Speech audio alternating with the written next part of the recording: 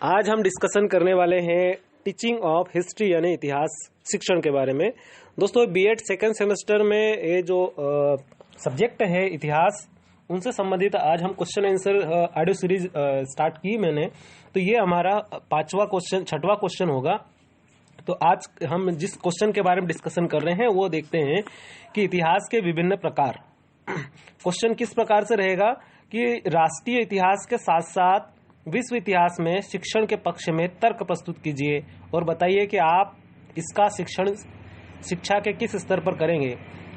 Second question इसी में, विश्व इतिहास का क्या महत्व है, उदाहरण देकर स्पष्ट कीजिए। थर्ड क्वेश्चन, इतिहास को मानव के निवास स्थान एवं उसकी विशेष क्षेत्रों की क्रियाओं में आधार पर कितने भागों में वर्गीकृत किया जाता है। दोस्तों ये लॉन्ग टर्म में आएगा, यानी कि दीर्घ उत्तरीय प्रश्न रहेगा जो 10 नंबर का रहता है। अब इसी के बारे में बात करते हैं। इतिहास का वर्गीकरण, क्लासिफिकेशन ऑफ हिस्ट्री। तो मानव किसी स्थान, जैसे कोई गांव है, ग्राम है, कस्बा है और शहर में रहता है, तो इनके इतिहास को दोस्तों हम क्या कहते हैं, स्थानीय इतिहास कहते हैं। कोई भी जैसे हम आसपास के हमारा जो वातावरण है, मानो किसी स्थान में भी रहता है, जैसे कोई गांव हो गया, कोई कस्बा हो गया, कोई शहर हो गया, तो इनके इतिहास को हम क्या कहते हैं, स्थानीय इतिहास कहते हैं। उसी प्रकार जब मानव उससे अधिक विस्तृत भौगोलिक एकता में रहता है तो इसके इतिहास को प्रांतीय या प्रादेशिक इतिहास कह देते हैं। जब इससे भी अधिक विस्तृत भौगोलिक एकता में निवास करता है तो उसके इतिहास को राष्ट्रीय इतिहास कहते हैं। जब मानव संपूर्ण विश्व को अपना निवास स्थान मानकर देश या विदेश का कोई भेद नहीं करता है, तब उसके इतिहास को विश्व इतिहास कहते हैं। और विश्व इतिहास मानव के संपूर्ण इतिहास की क्या करता है, विवेचना करता है, व्याख्या करता है। इसी प्रकार इतिहास के दोस्तों हमने भेद माने गए हैं, जैसे वर्ल्ड हिस्ट्री मीन्स विश्व इतिहास पहला, दूसरा राष्ट्रीय इतिहास यानी नेशनल हिस्ट्री, तीसरा प्रांतीय इतिहास यानी प्रोविजल हिस्ट्री, फोर्थ है स्थानीय इतिहास यानी लोकल हिस्ट्री। तो हम एक एक करके बात करते हैं। सबसे पहले बात करें विश्व इतिहास की, तो विश्व इतिहास में यानी वर्ल्ड हिस्ट्री में क्या होता है।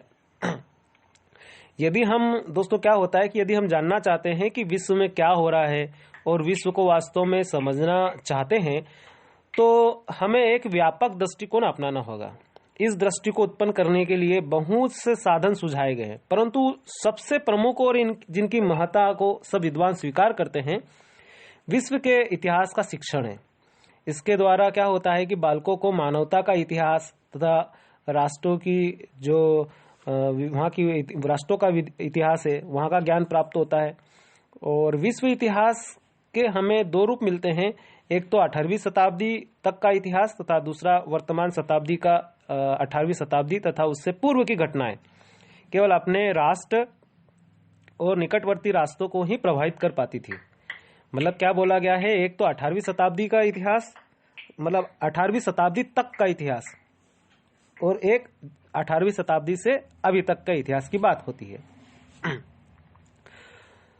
अब क्या होता है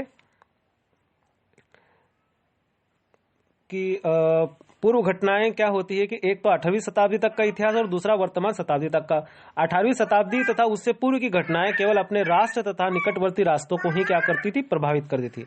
जैसे फ्रांस की क्रांति का प्रभाव धीरे धीरे यूरोप महाद्वीप में फैला था। अब अप्रत्यक्ष रूप से भले ही समानता, भ्रातृत्व का तथा स्वतंत्रता के शब्दों ने दूसरे राष्ट्रों को बाद में प्रभावित किया हो, परंतु आज की घटनाओं की भांति प्रत्यक्ष रूप से नहीं किया गया है।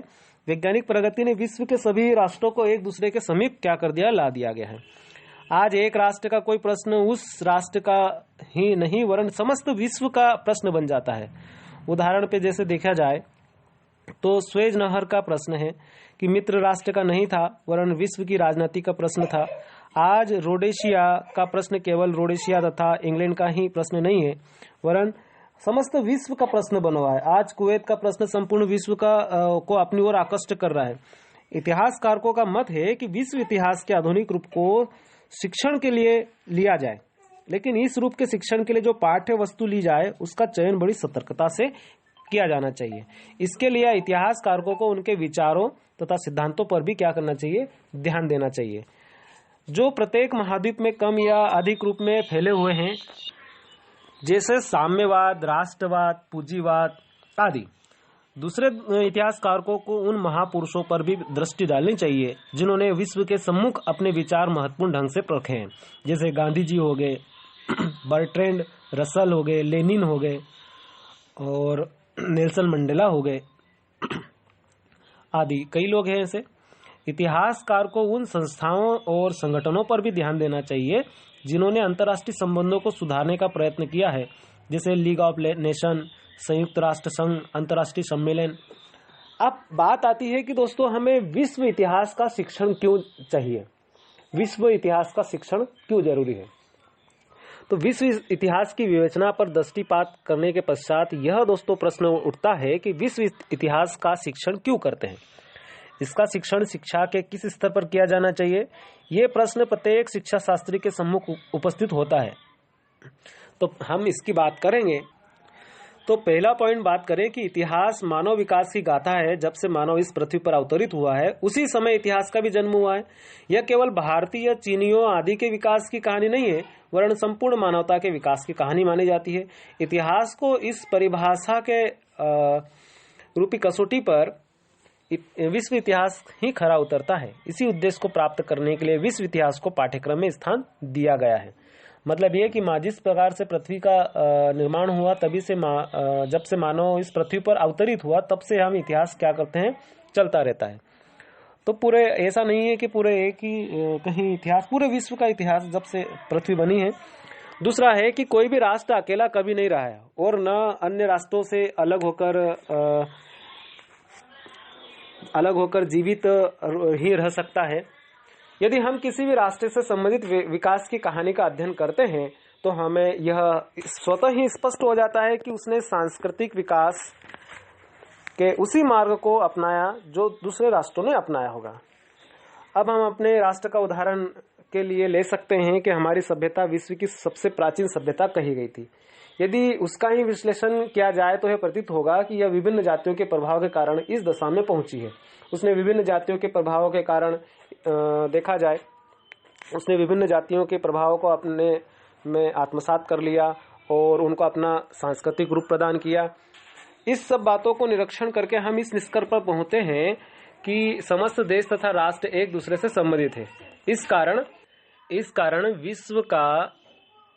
विश्व इतिहास का शिक्षण क्या माना गया है, आवश्यक है, क्योंकि हम एक राष्ट्र के इतिहास का शिक्षण दूसरे राष्ट्र के इतिहास से संबंध बताए बिना नहीं कर सकते। तीसरी बात करें तीसरा पॉइंट की, तो विश्व इतिहास द्वारा विश्व मैत्री का भावना को विकसित कर सकते हैं। समस्त राष्ट्र तीसरे महायुद्ध के भय से ग्रसित है। इस भय तथा तनाव को दूर करने के लिए विश्व इतिहास का प्रयोग किया जाना चाहिए। इसके द्वारा समस्त राष्ट्रों के युवकों में विश्व बंधुत्व की भावना उत्पन्न की जा सकती है और अंतर्राष्ट्रीय शांति विश्व इतिहास के अध्ययन का सुंदर महान पुरस्कार होगा। अब हम बात करते हैं कि विश्व इतिहास किस स्तर पर पढ़ाया जाए। तो विभिन्न शिक्षा शास्त्रियों के सम्मुख यह जो प्रश्न है, ये प्रश्न जो है समस्या के रूप में है कि विश्व इतिहास को किस स्तर के अध्ययन के लिए रखा जाना चाहिए। अधिकांश शिक्षा शास्त्री इस बात से सहमत है कि विश्व इतिहास प्रारंभिक स्तर पर नहीं रखा जाए, क्योंकि इतिहास कारण तथा प्रभाव, केस और इफेक्ट का विज्ञान है। इसके लिए तर्क शक्ति की आवश्यकता होती है। रूसों ने जो शिक्षा क्षेत्र में प्रगतिशील माना जाता है, यानी प्रगतिशील शिक्षा का जनक कहा जाता है रूसों को, प्रारंभिक स्तर को तर्क की सुप्तावस्था यानी कि स्लीप ऑफ रीजन कहा है। इस कारण यह काल विश्व इतिहास के अध्ययन के लिए उपयुक्त नहीं है। फिर यह कहा गया है कि दूसरे बालक विश्व की समस्या को इस स्तर पर समझने में क्या होंगे, असमर्थ होंगे। और ये बोला है कि तीसरे सांस्कृतिक समस्याएं बालकों की रुचि और प्रकृति के अनुसार ठीक नहीं है। इन सब के आधार पर हम कह सकते हैं कि विश्व इतिहास को उच्च माध्यमिक कक्षाओं के लिए रखा जाना चाहिए। उच्चतर माध्यमिक मतलब क्या कि हायर सेकेंडरी। और मैकेंजी एक विद्वान है, उन्होंने विश्व इतिहास के लिए H.G. वेल्स और कार्टर की पुस्तक को निर्धारित किया है। उत्तर प्रदेश शिक्षा बोर्ड ने विश्व इतिहास को हाई स्कूल के लिए निर्धारित कर दिया है। इस दिशा में अन्य प्रदेशों को और शिक्षा बोर्डों को भी ध्यान देना आवश्यक है। अब हम बात करें राष्ट्रीय इतिहास के बारे में यानी कि नेशनल हिस्ट्री के बारे में, तो भारतीय विद्यालयों के पाठ्यक्रम में राष्ट्रीय इतिहास की प्रधानता है, परंतु राष्ट्रीय इतिहास के शिक्षण में विभिन्न कठिनाइयां उत्पन्न हो रही है। सर्वप्रथम, एक राष्ट्र दूसरे राष्ट्र से पूर्णतः पृथक नहीं रह सकता। यदि हम भारतीय इतिहास का शिक्षण इस प्रकार प्रारंभ कर दे तो भारत में आर्य लोग बाहर से आए, तो यह प्रश्न खड़ा होता है कि कहां से और कब आए, और इनसे पहले भारत में कौन सी प्रजाति या जाति रहती थी, उसकी सभ्यता किस प्रकार की थी, तथा उसने अपनी सभी सभ्यता उसने अपनी सभ्यता किस प्रकार प्राप्त की थी। यदि हम इन सब प्रश्नों का विश्लेषण करना आरंभ कर दे तो हमें दूसरे राष्ट्रों के इतिहास को भी ध्यान में रखना पड़ेगा। इनकी सहायता के बिना हम इन प्रश्नों का विवेचना नहीं कर सकते हैं। इसी कठिनाइयों को दूर करने के लिए कुछ विद्वानों के विचार है कि प्रारंभिक स्तर पर ही विश्व इतिहास का अध्ययन कराना चाहिए। इन विद्वानों में एक विद्वान है जिनका नाम है अल्तमीरा और HAL फिशर। ये महत्वपूर्ण उल्लेखनीय काम किया है इन्होंने, और इनका विचार है कि राष्ट्रीय इतिहास का शिक्षण देने से पूर्व छात्रों को गुफाओं के जो मनुष्य रहते थे यानी कि आदिमानव, बेबीलोनियन, अरब वासियों, ग्रीस वासियों, रोम वासियों के विषय में ज्ञान देना चाहिए। इसके पश्चात माध्यमिक स्तर पर राष्ट्रीय इतिहास के साथ साथ विश्व इतिहास का भी प्रारंभिक पाठ्यक्रम निर्धारित करना चाहिए। दूसरी समस्या राष्ट्रीय इतिहास के शिक्षण में यह उत्पन्न होती है कि राष्ट्र में बहुत से ऐसे प्रांत हैं जो कि अपना स्वयं का एक इतिहास रखते हैं। भारत में बहुत से प्रांत तो यूरोप के बहुत से देशों से जुड़े हैं, और मतलब छोटे छोटे प्रांत अपने जैसे राज्य बहुत सारे हैं। तब यह प्रश्न उठता है कि उसी प्रांतीय इतिहास का शिक्षण किया जाए जिसमें बालक रहता है, या भारत के संपूर्ण इतिहास का शिक्षण किया जाए। इस प्रश्नों को हम विभिन्न स्तरों पर इतिहास को श्रेणीबद्ध करते समय हल कर सकते हैं। इसके अतिरिक्त प्रांतीय इतिहास राष्ट्र के संपूर्ण इतिहास को जो देन प्रदान करता है, हमें उनका शिक्षण राष्ट्रीय इतिहास के साथ करना चाहिए। अतः बात की जाए तो भारतीय जो विद्यालय में जो इतिहास पढ़ाया जाए वह राष्ट्रीय दृष्टिकोण से पढ़ाया जाना चाहिए, जिसमें संपूर्ण राष्ट्रीय जीवन की बातों के साथ साथ प्रांतों द्वारा प्रदान की गई देनों को स्थान प्रदान किया जाए। इस प्रकार के विवेचन से छात्रों में देशभक्ति और प्रेम एवं अतीत के लिए गौरव की भावनाओं का विकास किया जा सकेगा। साथ ही विघटनकारी प्रवृत्तियों को रोकने में भी हमें क्या मिलेगी, सहयोग मिलेगी, सहायता मिलेगी।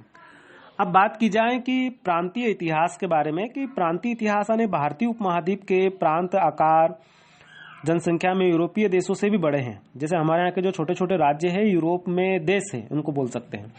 साथ ही उनमें बहुत से प्रांतों का अपना एक विशिष्ट इतिहास है। जैसे हम बात करें उदाहरण के रूप में तो राजस्थान, मध्य प्रदेश, बंगाल, पंजाब, कश्मीर, सभी का क्या मिलता है, कोई न कोई इतिहास है। यहाँ पर राजा महाराजा रहते थे। जैसे राजस्थान का इतिहास अपना एक विशिष्ट महत्व ही नहीं रखता, वरन उसके राष्ट्रीय इतिहास को भी महान योगदान देता है। उसके महान राजाओं ने संपूर्ण मध्यकाल की राजनीति में सक्रिय भाग लिया। अकबर इस देश के राजपूत राजाओं के बल पर ही मुगल साम्राज्य की नींव सुदृढ़ बना सका था। पंजाब के बल पर अंग्रेज लोग अपनी शक्ति को कायम रखने में समर्थ हो सके थे। स्वतंत्र भारत भी इस प्रदेश के शौर्य पर गौरवान्वित होता है। जैसा कि हम बात कर चुके हैं, जैसे हम चर्चा कर चुके हैं, तो इन प्रांतों के इतिहास को पाठ्यक्रम में स्वतंत्र अस्तित्व प्रदान नहीं किया जाए, वरन उनके राष्ट्रीय इतिहास का एक अंग बनाकर पढ़ाना चाहिए। नेक्स्ट और लास्ट है दोस्तों स्थानीय इतिहास, मतलब लोकल हिस्ट्री। जैसे हमने 4 बताए थे कि वर्ल्ड हिस्ट्री यानी कि विश्व इतिहास, नेशनल हिस्ट्री यानी कि राष्ट्रीय इतिहास, प्रांतीय इतिहास, और लोकल हिस्ट्री मतलब स्थानीय इतिहास। इतिहास यानी स्थानीय इतिहास की बात करें कि विभिन्न इतिहासकारों का मत है कि स्थानीय इतिहास को इतिहास के पाठ्यक्रम में स्थान दिया जाना चाहिए। एक प्रसिद्ध विद्वान है जिनका नाम है हसलख। स्थानीय इतिहास में कहा गया है कि विभिन्न इतिहासकारों का मत है कि स्थानीय इतिहास को इतिहास के पाठ्यक्रम में स्थान दिया जाना चाहिए।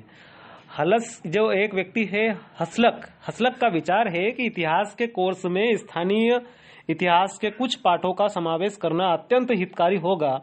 और केडी घोष एक विद्वान है, उन्होंने भी एक मत दिया है कि राष्ट्रीय इतिहास के लिए स्थानीय इतिहास की जो देन है उनका समावेश करना आवश्यक है।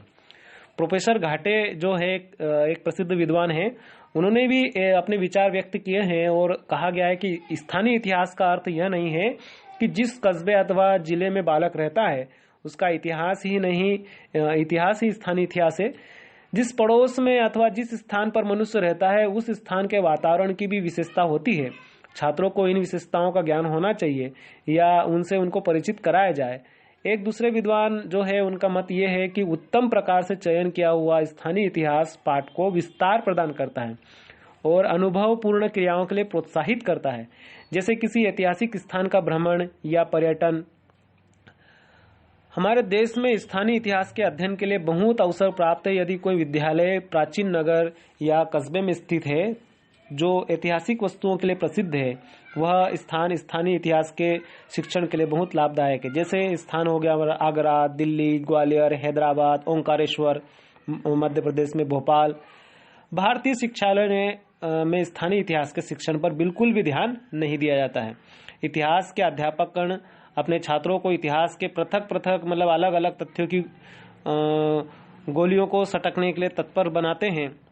इस प्रकार स्थानीय इतिहास के प्रति उनका व्यवहार असहानुभूतिपूर्ण रहता है, जो कि क्या है, अनुचित है।